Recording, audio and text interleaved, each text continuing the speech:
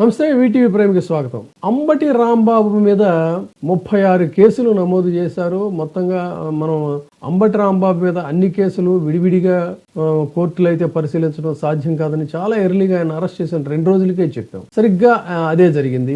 ఆ తర్వాత మిగతా 2 కేసుల్లో కూడా ఆయనకి బెయిల్ వచ్చింది. ఇక్కడ ఒక కీలకమైనటువంటి అంశం మనం లీగల్ ఆస్పెక్ట్ లో ఎక్స్ప్లెయిన్ చేయదలుచుకున్నాను. అంబటి రాంబాబుని వేధించి వెంటాడి రకరకాలుగా హింస పెట్టాలి అనేటువంటిది ఒక పన్నాగంగా స్పష్టంగా తెలుస్తుంది. దానికోసం అని చెప్పని ఆయన్ని అరెస్ట్ చేసి మామూలుగా బెయిల్ ఇచ్చేటువంటి కేసులో అరెస్ట్ చేసి సరే సెంట్రల్ జైలుకి పంపించారు. సెంట్రల్ జైలుకి పంపించిన తర్వాత మిగతా కేసుల్లో ఆయన ఏదో ఒక పెద్ద నక్సలైట్ లాగో, ఒక పెద్ద కుట్రదారు లాగో, లేకపోతే ఇంకేదో మానిటరీ ఆస్పెక్ట్ లో ఆయన పెద్ద మొత్తంలో మిస్లీడింగ్ వ్యవహారాలన్నీ కూడా ఏదో నడిపినట్టు, ఈడీ వ్యవహారాలకి వాటికి సంబంధించి అన్ని దర్యాప్తు కావాలి అని చెప్పని పోలీసులు కోరటం అనేటువంటిది విడ్డూరం. అంటే దర్యాప్తు పేరుతో ఆయన్ని తీసుకొని ఆయన్ని మానసికంగా లేదంటే వీలైతే ఆయన చెప్పినట్టుగా శారీరకంగా వేధించి హింసించాలి అనేటువంటిది ఒక పన్నాగం. కోర్టు దీనికి అంగీకరించలేదు. ఎందుకు అంగీకరించలేదు అనే దాన్ని ఇక్కడ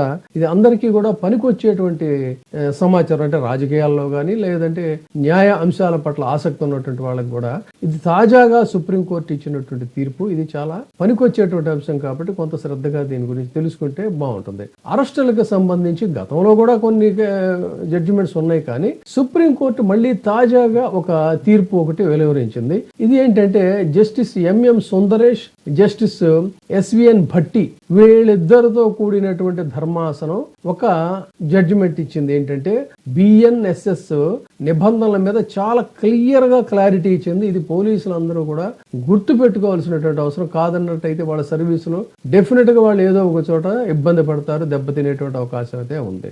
ఏంటి అన్నట్లయితే ముఖ్యమైన సెక్షన్లు నిబంధనలకు సంబంధించి BNSS section 35 subsection 1 subsection B ఇది 7 ఏళ్ల వరకు శిక్ష పడే నేరాల విషయంలో అరెస్టు చేయడానికి నిర్దిష్టమైనటువంటి కారణాలు ఉండాలి. అవి లేకుండా వాళ్ళని అరెస్టు చేయడానికి సాధ్యం కాదు.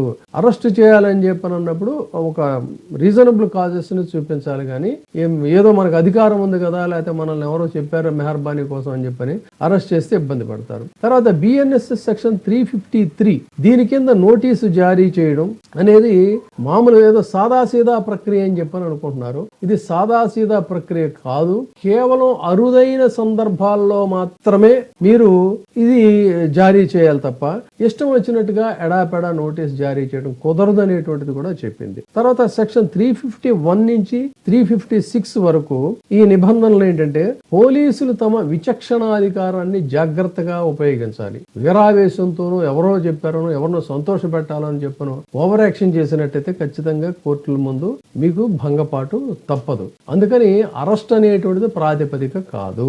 తర్వాత ప్రశ్నించడం కోసం అని చెప్పని అరెస్టు చేయడాన్ని అదుపులో తీసుకోవడం కరెక్ట్ కాదని చెప్పింది. ఇది జాగ్రత్తగా గమనించాలి.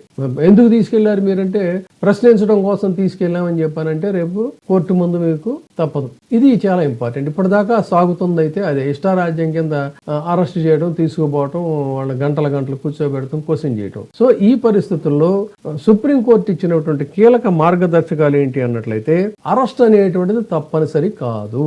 ఒక వ్యక్తిని అరెస్ట్ చేయటం అనేది పోలీసు అధికారికి ఉన్న విచక్షణాధికారం మాత్రమే తప్ప ప్రతి కేసులో అరెస్ట్ అనేటువంటిది తప్పనిసరి కాదు అని చెప్పింది. దీన్ని అనుసరించాలి. కేవలం నిందితుడిని ప్రశ్నలు అడగటం కోసం అని చెప్పని విచారించేందుకు కోసం అని అరెస్ట్ చేశామని తర్వాత ఏదో జరిగితే మళ్ళీ వాళ్ళని వదిలేయటం ఇవన్నీ ఉంటే రేపు మీకే అది రివర్స్ అవుతుంది. కాబట్టి నిందితుడిని కస్టడీలోకి తీసుకోకుండా విచారణ సరిగ్గా సాగదని చెప్పని, అంటే ఏంటి కస్టడీలోకి తీసుకుంటే తప్ప విచారణ సరిగ్గా సాగదని చెప్పని అనుకున్నప్పుడు మాత్రం అరెస్ట్ చేయాలి. అయితే దానికి తగినటువంటి బలమైనటువంటి ఒక ఎవిడెన్స్ ని మీరు క్రియేట్ చేయాలి. అన్నిటికీ కూడా ఈ పాయింట్ ఏదో లూప్ హోల్ ఇక్కడ ఉంది కదా అని చెప్పని ఆ రకంగా చేసేస్తే కుదరదు. దానికి ఒక బేస్ ఉండాలి. కాబట్టి విచారణ ప్రారంభ దశలో అరెస్ట్ చేయకపోతే దానికి ఉన్నటువంటి రీజన్స్ ఏంటనేది కూడా ఇన్ రైటింగ్ లో మీరు రికార్డెడ్ గా ఉంచుకోవాలి. కాబట్టి ఇక్కడ పాయింట్ ఏంటంటే అరెస్ట్ అధికారాలను పోలీసులు తమ సౌకర్యం కోసం కాకుండా, తమ వెసులుబాటు కోసం కాకుండా,